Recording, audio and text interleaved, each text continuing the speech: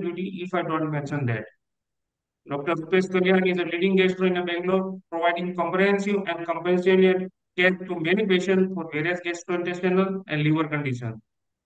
He has experience building a clinical skill set that allows him to deliver patient-centric care. He is currently associated with Manipal Hospital at Bangalore as a senior consultant. Sir, we salute your dedication to spreading awareness related to liver health. So now I invite Dr. Rupesh Kalyan to enlighten us on the topic NASH alert, the emerging public health concern. Sir, over to you. Yeah, thank you for the introduction. Uh, on behalf of gastroenterology and hepatology, the topic for today is on behalf of NASH alert, since it is fighting the fatty liver, non-alcoholic fatty liver disease, which has also been recrescent metabolism associated steatotic liver disease. We recently had the World Liver Day, which was on the 24th of April. The theme for this year's World Liver Day was keeping the liver healthy and disease free, which means one has to be pretty vigilant about what he experiences with respect to some of these his metabolic changes, because the liver is a very dynamic organ, and once it goes down a downward spiral, it becomes very difficult to get it back.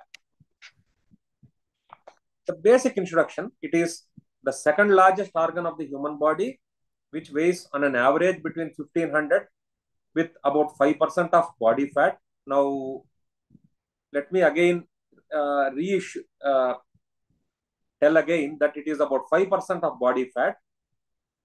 It is located in the right upper hand portion of the abdominal cavity above the stomach and intestines. It is pinkish brown in color, soft in consistency, and it is highly vascular. And remember, it is the portal vein that supplies the liver. From the basic functions, one should remember that it is the home for control of close to 500 metabolic processes. And it produces protein and cholesterol. It produces bile, which is the regular parlance for us with respect to basic practice. It detoxifies blood, breaks down alcohol and the medications that we take. It regulates blood composition, destroys old RBCs, and processes the nutrients that we get from food.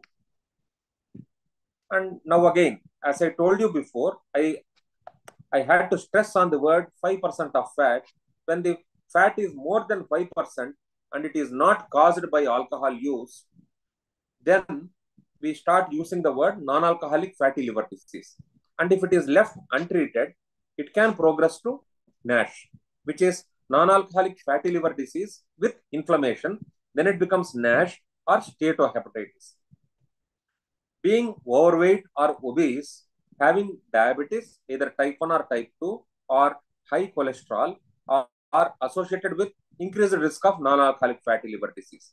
Now, on the left side of the screen, we notice a liver whose surface is irregular, slightly nodular, and you can see an extrapolation of a histopathology from that particular area, where it shows significant adipocytes or fat cells. So with respect to the prevalence of NASH, on an average, 1 out of 4 people have NAFLD, irrespective of weight.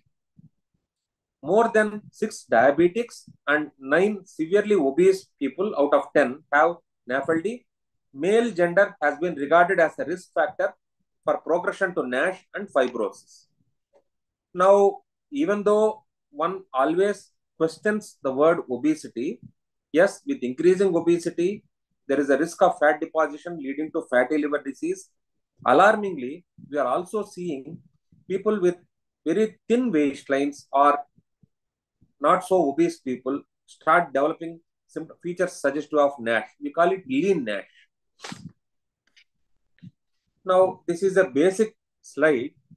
Now, as we see from the one end to the other, we have a healthy liver where you have a smooth surface with no irregularity, with a pinkish color, which changes in color from pinkish to yellowish, where because of fat, the liver starts to enlarge in size, and over a period of time, these fat cells cause inflammation, giving rise to development of fibrous tissue or active scar, because of which there will be progressive liver cell injury, which over a period of time, this can actually destroy liver cells, due to which most of the basic functions of the liver are disturbed.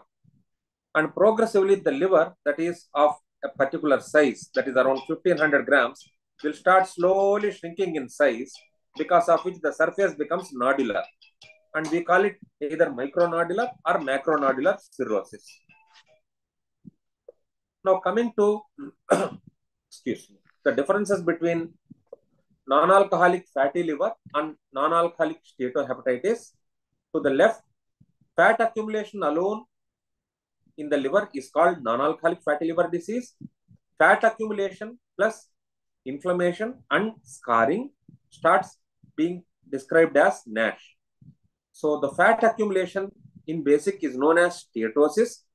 Steatosis over a period of time starts fat deposition, fat starts irritating those liver cells, because of which, and this without consumption of, in people without consumption of alcohol, is known as non-alcoholic steatohepatitis. This scarring of liver on a benign stage is also known as fibrosis. This over a period of time will be a strong risk factor for development of a condition called hepatocellular carcinoma. Now, these are some of the causes of NAFLD. Common cause, obesity. Less understood cause is the genetic background. Now, obesity, any body mass index above 30 is a risk factor. Any body mass index above 35 is an absolute risk factor. Now, food intake. Now, food intake in each place, it reflects the kind of society we live in and the kind of changes that we have seen in day-to-day life. More of processed food, exposure to more of saturated oils, exposure to deep fried stuff, which are all with all these things, and having an irregular diet and lifestyle will all give rise to it. Will all only worsen the development of fatty liver disease, and physical inactivity also contributes to this. One must understand that exercise is a strong dietary factor. One should understand that, and getting exposure to certain medicines can also increase fat deposition in the liver, and a condition called metabolic syndrome, wherein there is an entity called insulin resistance, hypothyroidism, and also abnormal lipid profiles. Now, obesity and fatty liver disease. Now, obesity, either being overweight or obese, it causes fat to accumulate in liver. Obesity increases the amount of fat to constitute between 5 to 10 or even more. This, over a period of time, leads to NASH and progressive scarring of the liver, where you can see on the extreme end that the liver starts slightly getting distorted. So our modern lifestyles, like at least here in Bangalore, I can obviously say that most of the working community, since Bangalore is considered the hub of IT community, what happens is that most of the people tend to have work from home and a dual option, or completely working from the office. People who predominantly work from home, they have a tendency where they can actually, they end up eating and immediately getting down back to work. And these things actually, unfortunately, worsen their metabolic profile, which I get a lot of patients coming to me with references saying, sir, I have fatty liver, what to do? It's all just an adjustment in lifestyle to start with, diet and lifestyle. Drugs don't come first. Drugs are always last. Diet and lifestyle is a strong kickstart, and exercise plays a role in it. And with respect to diabetes and also NAFLD, now the association is bidirectional, in the sense, if a person develops, and if a person has NAFLD, he is at risk for development of diabetes, and if a person has diabetes, he is at risk for developing NAFLD. In a person who has NAFLD, he has a high risk of development of diabetes. In a person who has diabetes, the chances of development of NAFLD, non-alcoholic fatty liver disease, is high. And in people with NAFLD, there is a 2 to 4 times increased risk of developing diabetes. One must understand that people with diabetes, sometimes we used to have previously, when such amount of scientific evidence was not available, we used to find out that people would say, I don't consume even a drop of alcohol. Why do I have something called cirrhosis? Now, NAFLD is known to be a cause of cirrhosis, which is end-stage liver disease, and diabetes one strong contributing factor. And some of the symptoms, now this can vary from person to person. NAFLD, it can just have present with something like mild fatigue and sometimes some pain in the right upper quadrant of the abdomen, or pain, I would rather say discomfort. Now, the symptoms can be a little bit different in the sense once there is development of something called end-stage liver disease, then the liver starts progressively failing, during which we start noticing a few of these things. We call it decompensation, where in decompensation, the liver has lost its ability to correct itself, and therein we start noticing symptoms like fatigue, vomiting sensation, fluid development inside the abdomen, which technically is known as ascites, mental confusion. It can range from very simple mental confusion like change of just not being aware of what is around you to absolute stupor, which is called encephalopathy due to the liver, and decreased or absolute loss of oral intake, and easy bruisability, which is technically known as ecchymosis. So, and swelling of feet, progressive weight loss, and yellowish discoloration of eyes and skin, and also jaundice. Sometimes on endoscopy, most of these patients would usually require an endoscopy, wherein we also look for a condition called blood vessel swelling, which we call as varices, because these varices indicate increased pressure of increased resistance inside the blood vessels that supply the liver, which is known as portal pressure.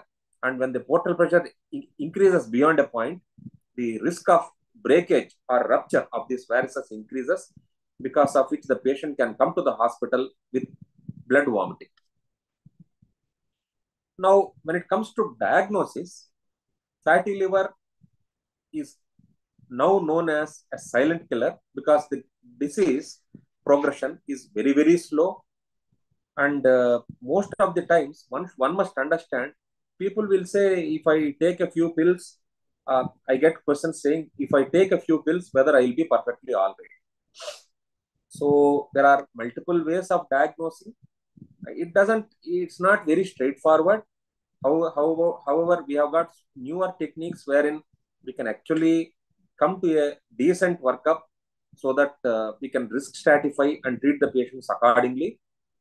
We have blood tests, ultrasound or fibroscan, which is meant to measure the stiffness of the liver biopsy, which is invasive, and doing imaging studies like X-ray, CT scan, and an MRI.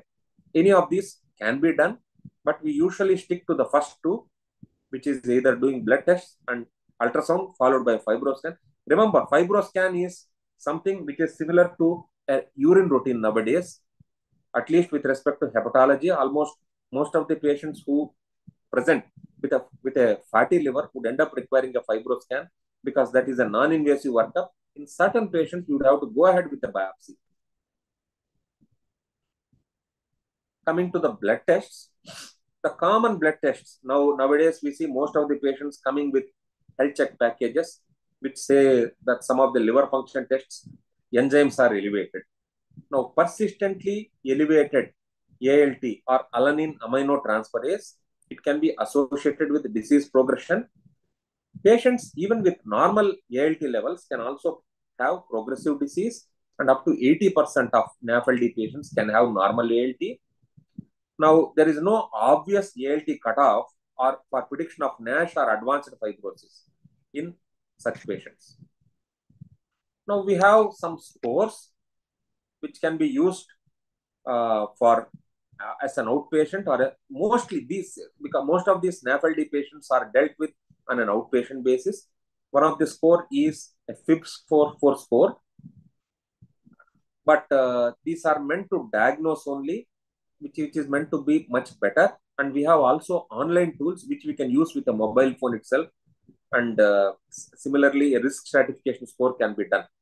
One of the score is a FIB-4 score, which involves age, AST, ALT, and a platelet count, and a NAFLD fibrosis score or NFS, which also includes all these four plus BMI, fasting blood glucose, and an albumin. Now, this is one of the best score, best thing that can be done. So, one good thing is, yeah. So, this is an ultrasound, and a ultrasound which can show fat, and it can stratify fat. So most of the times we get reports saying that the ultrasound report has come as some radiologists give it as fatty liver. Some radiologists start grading grade 1, grade 2 and all. But one must understand that the reports of fatty liver can be extremely subjective, because what one radiologist gives as grade 1 may not be the same given by the other radiologist. So one would have to be a bit careful. One good thing about an ultrasound is it is very easily available, economical, and it can pick up most of the cases of NAFLD. The only issue about it is it can detect NAFLD if fat is more than 25%, and it cannot differentiate between what is fat and what is fibrosis. And going further, we have something called a transient elastography or a fibroscan. Now, this diagnoses patients with NAFLD who have fat of more than 10%, and it can differentiate between fibrosis and fat content, and it is very easy to operate. Only issue is it can misinterpret in obese patients.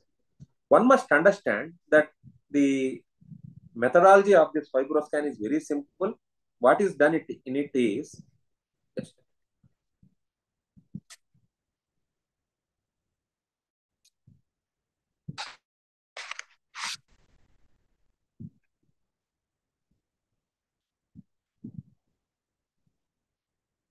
excuse me.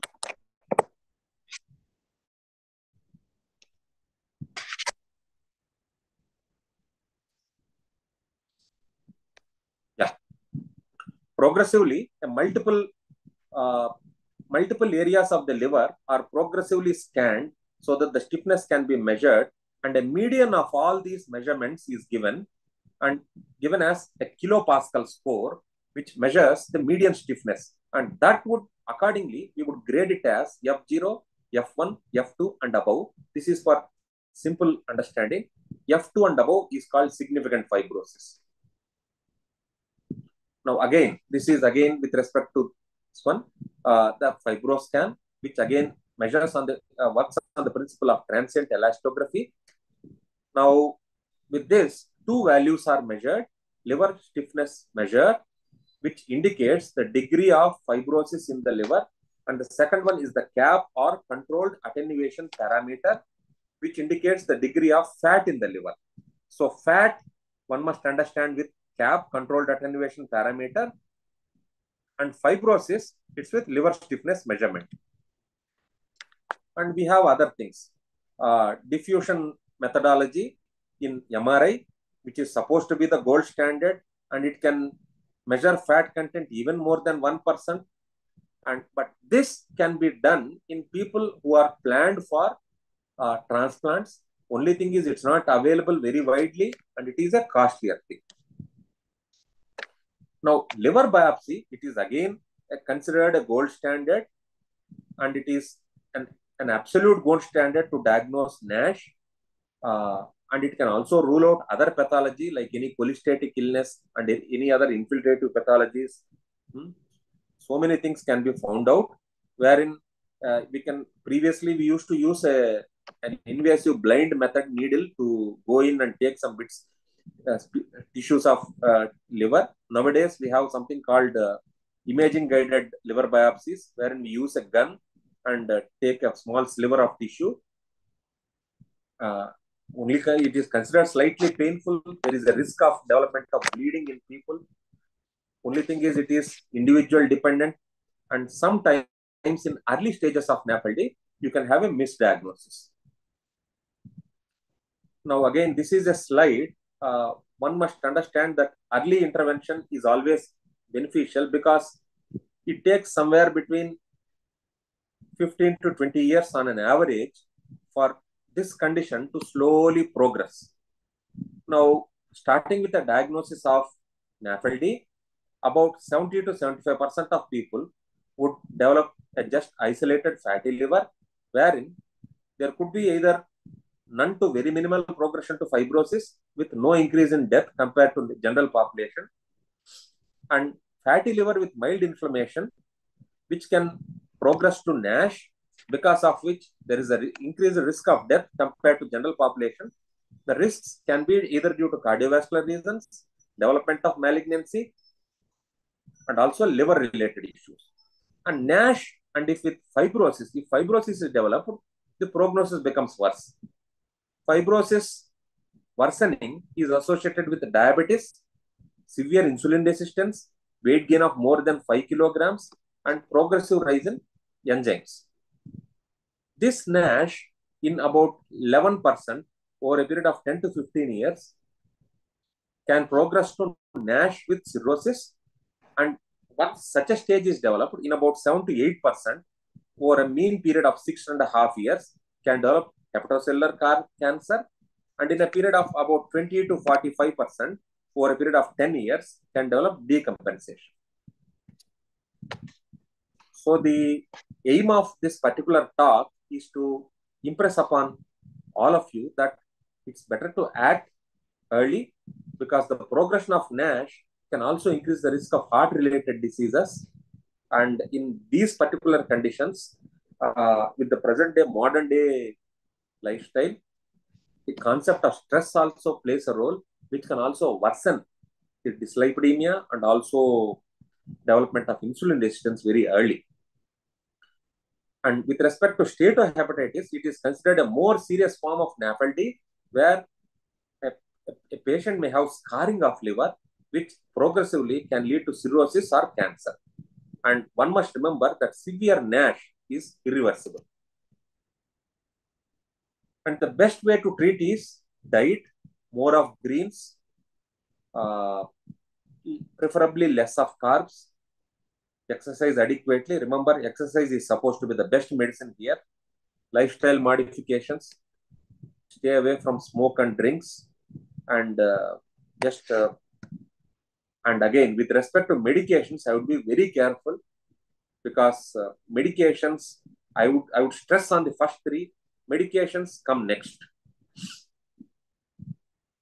Weight gain, combination of a hypocaloric diet and moderate intensity exercise, they provide the best likelihood of sustained weight loss. Now, there are several ways of interpreting it. People come with fasting intermittently, keto diets, and all these things. We cannot say that each thing works best for each person. Weight loss of at least 3 to 5% of body weight will help prevent deposition of fat in the liver. Weight loss of up to 7 to 10% to improve majority of histopath features of NASH, including fibrosis. One thing that one must understand is fasting once in a while actually helps in promoting this overall diet patterns. That itself equals something similar to this intermittent fasting. So one can make it either 14-10, that is having those so-called 3 meals within those 14 hours and fasting for 10 hours, or 12 hours and 12 hours. So completing their 3 meals within those 12 hours and fasting for 12 hours. So either of it would actually do a good job. And remember, all these things work well only when associated with adequate exercise. Now, weight loss effect. Now, from bottom to top, one must understand that it all starts with steatosis. So, in people above than or equal to 3% weight loss, there is a risk reduction due to steatosis. And in people with weight loss more than 5%, the inflammation would come down. In people who lose weight more than 7%, there is a reduction in risk of NASH, that is inflammation, which is worsening to fibrosis to NASH. And in weight loss more than 10%, there is a risk reduction of development of fibrosis. So this is one concept which can be done.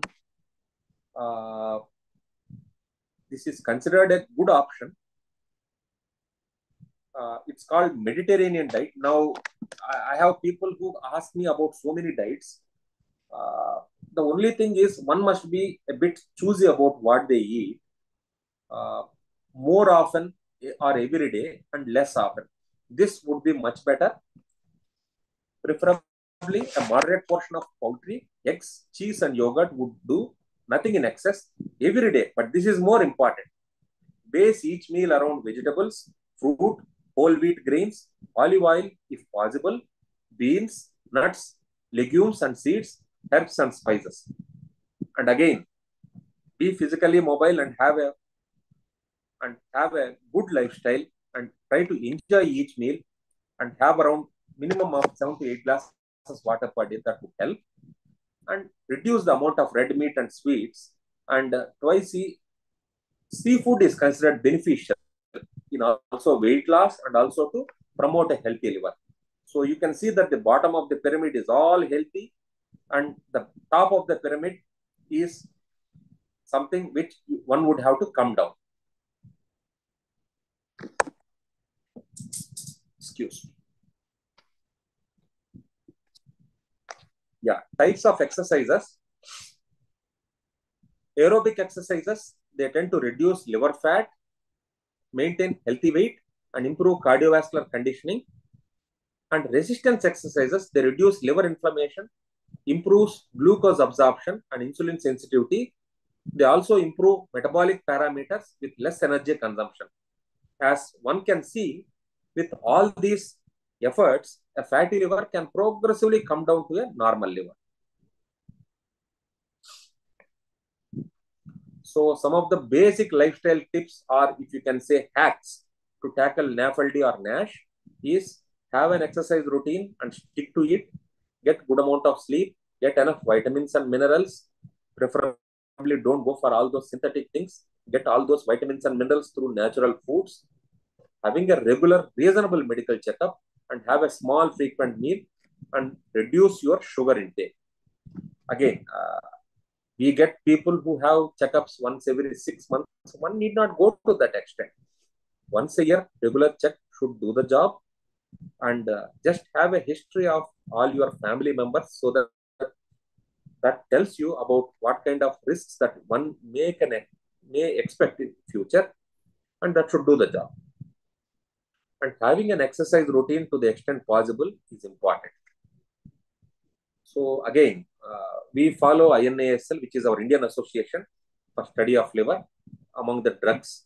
So at least I start giving vitamin E to most of my patients, NASH with or without fibrosis in non-diabetic adults and pediatric patients for a minimum duration of 2 years.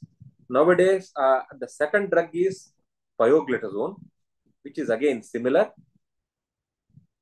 It can be given in both diabetic and non-diabetic patients for NASH with or without fibrosis.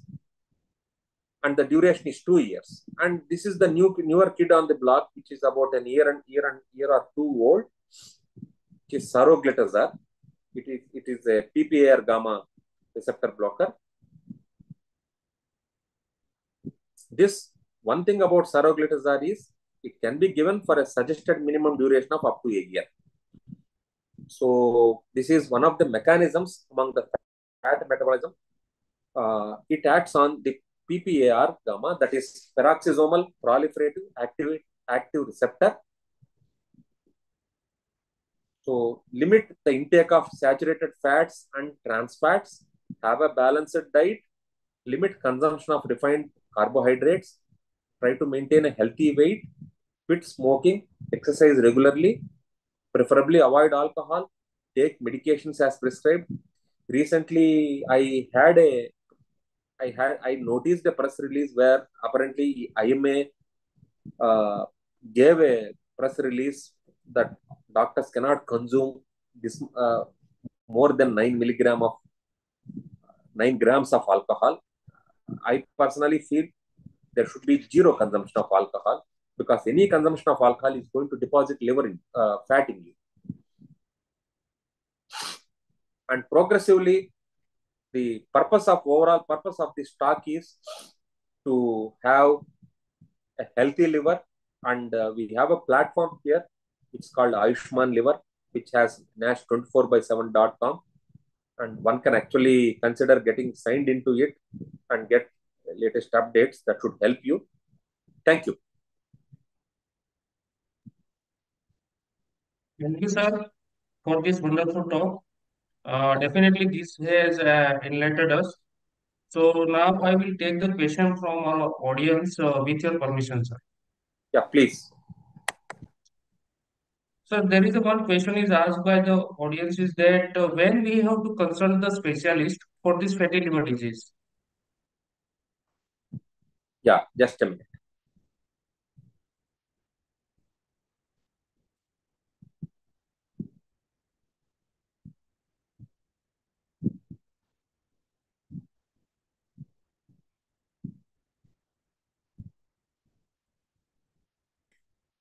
Yeah,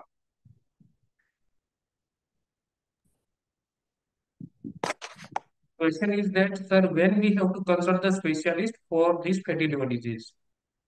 yeah. See, if usually any patient with fatty liver disease can be worked up at the level of the general physician. Only issue with fatty liver disease is one must understand that fatty liver disease with inflammation where enzymes are starting to increase. I feel that's the time one must actually start showing a super specialty consultant. Only thing is that's where the workup starts. With respect to diabetes, most of my physician colleagues they start treating it, but once there are liver enzyme changes, that's when people should start consulting a super specialty consultant. Okay. Sir, there is a one question is that, sir, if I have the fatty liver disease, then how long I have to take the medicine and is it a curable? Yeah, it is considered curable up to a stage of F2.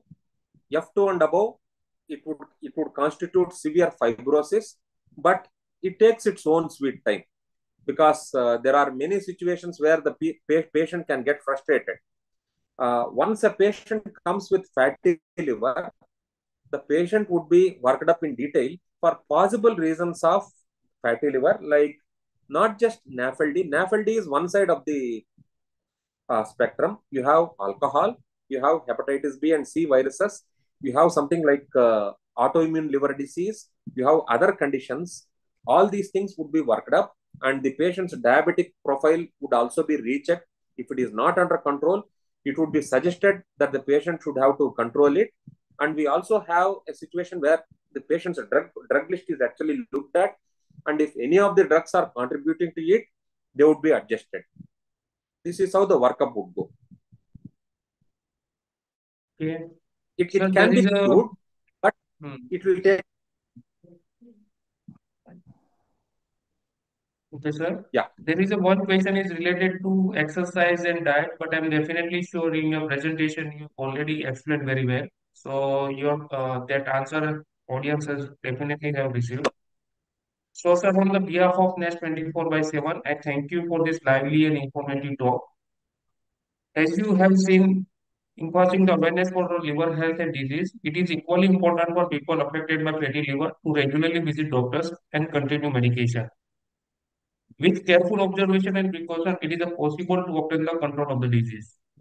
I would also like to thank our audience for their lively, active participation and the patience in making this event successful. Thank you, sir. Stay connected with Next 24 by 7 on Facebook and take care of yourself and your family member. Thank you very much.